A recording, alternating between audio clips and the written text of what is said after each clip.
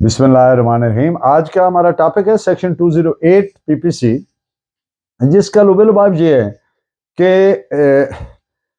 अपने खिलाफ फ्रॉडुलेंटली मकर से अपने खिलाफ कोई हुक्म या आर्डर या डिग्री पास होने देना किसी दूसरे के राइट को अफेक्ट करने के लिए। और इसके बाद शॉर्ट सा बात करेंगे इस पे कि आया सिविल और क्रिमिनल प्रोसीडिंग्स एक ही वक्त में चल सकती हैं। And in the end of the lecture दो खूबसूरत अशार आपकी खिदमत में पेश करूंगा। आप समझें लेक्चर किसी तौर आपके लिए फायदा मंद है तो सब्सक्राइब कर दिया करें ताकि हर लेक्चर आप तक पहुंचता रहे। To start with, I would firstly like to read out the definition of section 208 as is contained in PPC. Whoever fraudulently causes or suffers a decree or order to be passed against him at the suit of any person for a sum not due or for a larger sum than is due to such person or for any property or interest in property to which such person is not entitled, or fraudulently causes or suffers a decree or order to be executed against him after it has been satisfied, shall be punished with imprisonment of either description for a term which may extend up to 2 years or with fine or with both. यानी जो कोई शख्स मक्कर से fraudulently causes और suffers सामने लाता है, ज़हूर में लाता है, काजिज करता है या सहता है, यानी जानबूझ के वो सहता है कि उसके खिलाफ हो जाए, किसी दावा में हुक्म या डिग्री अपने खिलाफ उस रकम की जो वाजिबुल अदा भी नहीं है या वाजिबुल अदा से ज्यादा रकम की, या किसी जायदाद में इंटरेस्ट से या मुराद प्रॉपर्टी में जो राइट है या जो उसको बेनिफिट मिले, जिसके लिए वो शख्स हकदार भी नहीं है, या मक्कर से काज करता है यानी फ्रॉडुलेंटली काज, या सहता है किसी डिग्री के इजरा को, एग्जीक्यूशन ऑफ डिग्री हो रही है वो कहता है होने दे, फ्रॉडुलेंटली। वो कौन सी डिग्री जो ऑलरेडी सेटिस्फाई हो चुकी है, या कोई चीज जो उसकी बाबत पहले ही सेटिस्फाई हो चुकी है, ऐसे शख्स को 2 साल तक सजाए कैद या जुर्माना या दोनों की सजा दी जाएगी। इस सेक्शन के साथ एक इलस्ट्रेशन प्रोवाइडेड है। इलस्ट्रेशन हो या एक्सप्लेनेशन हो, ये प्रोवाइड करती है लेजिस्लेचर, मुकन्नना कानून साज इदारा, पार्लियामेंट, जो ये कानून बनाता है, जिन्होंने ये सेक्शन प्रोवाइड की है उन्होंने साथ ये भी प्रोवाइड किया है। ये बात करने का मकसद ये है कि इलस्ट्रेशन हो या एक्सप्लेनेशन हो किसी सेक्शन के साथ, उसकी लीगल वैल्यू वही होती है जो सेक्शन की होती है। और ये प्रोवाइड करने का मकसद क्या है? जब ये लेजिस्लेचर महसूस करे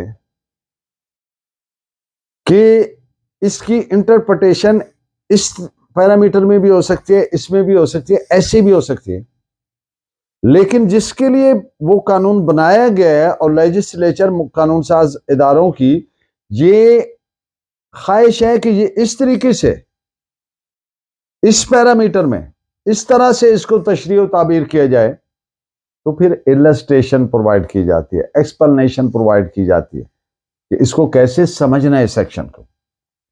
सेक्शन 208 के साथ भी इलस्ट्रेशन प्रोवाइडेड है, जो इस तरह से है कि ए जेड के खिलाफ दावा दायर करता है, जेड जानता है कि उसके खिलाफ डिग्री होने का इम्कान है, यानी ए के हक में डिग्री हो जाएगी, देयर इज लाइकलीहुड, ये जेड को मालूम है, keeping in view the facts and circumstances of the case. मकर से बी के दावा में बड़ी रकम जानबूझकर अपने खिलाफ होने देता है, जेड जानबूझकर उसके खिलाफ एक दावा बी का चाह रहा है, वो रकम जो उसके जेड के खिलाफ बनती भी नहीं, वो जानबूझकर अपने खिलाफ उसको डिग्री होने देता है, जबकि बी का क्लेम भी दुरुस्त नहीं है, ताकि बी अपने अकाउंट पर या फिर जेड के फायदे के लिए शेयर कर सके सेल से हासिल होने वाली जेड की डिग्री ए के दावा में। जेड ने इर्तिकाबे जुर्म 208 पीपीसी का किया। अब ये सेक्शन भी, इस पर भी बार है सेक्शन 195 सब क्लास 1 सब क्लास बी सीआरपीसी। वो क्या है कि no court shall take cognizance,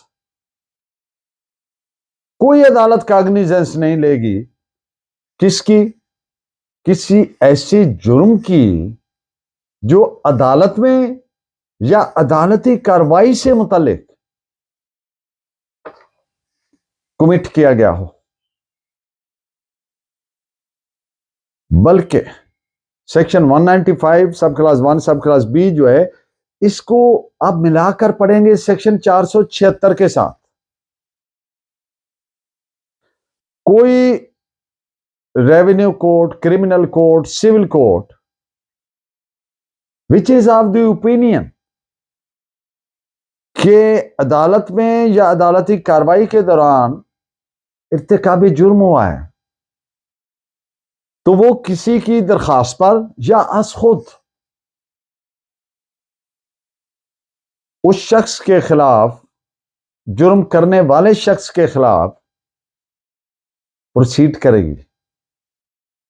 और कैसे प्रोसीड करेगी, उसको सब फर्स्ट ऑफ ऑल उसको शोकाज नोटिस देगी, उसको मौका देगी, अपना मौका देगी कि ये आपके खिलाफ है, ताकि वो वकील अंगेज करे, अपना उसको हियरिंग मिले, उसको सुना जाए, और इस तरह से एक सरसरी नौयत की, प्रिलिमिनरी कर्सरी नौयत की इंक्वायरी कह ले करेगी, और इसको कंक्लूड करके इस पे अपनी फाइंडिंग देगी,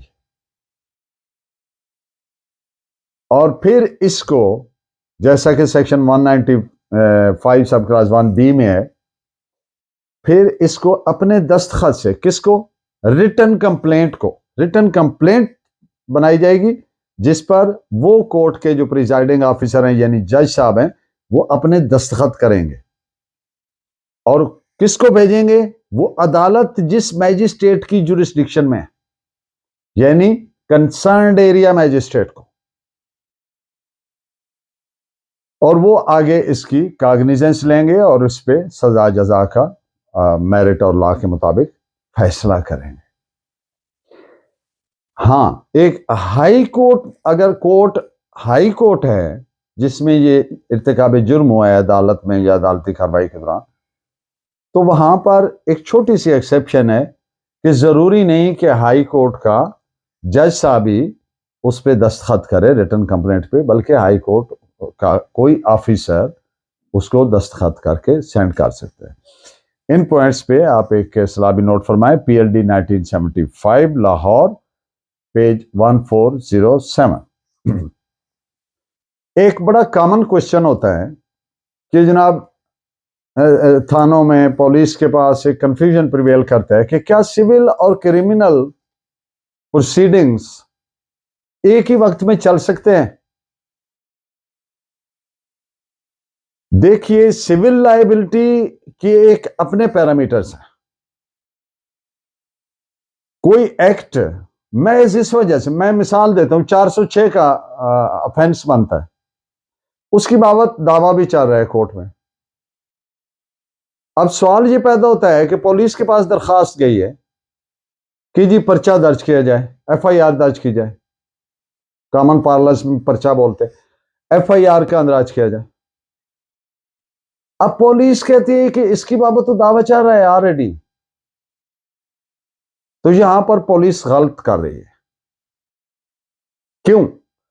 कोई एक्ट महज इस वजह से कि उसकी बाबत ऑलरेडी सिविल रेमेडी अवेल करने के लिए पार्टी जा चुकी है सिविल कोर्ट में, वो अपनी क्रिमिनल नौयत लूज नहीं कर जाता। इस वजह से अगर कोई क्राइम कमिट हुआ है, मेक आउट होता है from the facts and circumstances, तो पुलिस को उसमें एफआईआर लॉन्च करनी चाहिए। सिविल कोर्ट के अपना तरीकाकार है, क्रिमिनल कोर्ट का अपना तरीकाकार है। इसमें सिर्फ एक एक्सेप्शन हो सकती है, उसके अलावा कोई एक्सेप्शन नहीं। वो क्या है कि अगर क्रिमिनल को प्रोसीडिंग में, मिसाल के तौर पर वो कहते हैं जी जना का पर्चा दर्ज करें, और सिविल कोर्ट में दावा चल रहा है, वो कहता है मेरी बीवी है, लॉफुली वेडेड स्पाउस है, ये निकाहनामा है। दूसरी पार्टी कहती है ये जाली है, निकाहनामा फेक है, फोल्ड है। अब इस डॉक्यूमेंट को सिविल कोर्ट, आप जानते हैं, is a court of plenary jurisdiction. Plenary means comprehensive, absolute. तो सिविल कोर्ट इस पे आफ्टर रिकॉर्डिंग द एविडेंस, और जरूरत हो तो उस पे उसकी लेबॉर्टरी भी करवा लेगी, पंजाब फोरेंसिक साइंस लेबॉर्टरी से या किसी भी लेबॉर्टरी से। तो civil court has to declare the document whether it is genuine और whether it is false after perusing the appreciating the recorded evidence. तो सिर्फ ऐसी सूरत में जब उस डिस्प्यूट का दारोमदार उस डॉक्यूमेंट पर है, तो एफआईआर फिर भी दर्ज हो सकती है। लेकिन उस पे अगर प्रोसीडिंग को for the time being sine die pending कर दिया जाए, स्टे मैं नहीं कह रहा, तो वो एक एक्सेप्शन हो सकती है। यानी जब डॉक्यूमेंट का दारोमदार, सारे कजिए का दारोमदार ही एक डॉक्यूमेंट पर है। इस पे आप एक रेफरेंस के तौर पर एक इस्लाह नोट फरमाएं, 2022 ICMR पेज 2001। आज का दो खूबसूरत अशार। फकीह शहर ने तोहमत लगाई सागर पर। फकीह शहर ने तोहमत लगाई सागर पर कि ये शख्स दर्द की दौलत को आम करता है। और एक और शेर, फकीह शहर से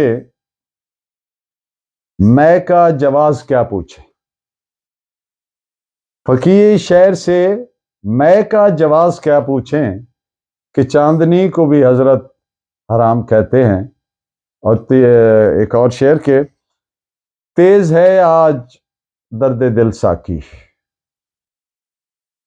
तेज है आज दर्द दिल साकी, तलखिए मैं को तेज तर कर दे। आपका बहुत शुक्रिया। Please keep watching and guiding me by your valuable comments. अल्लाह ने के बाद।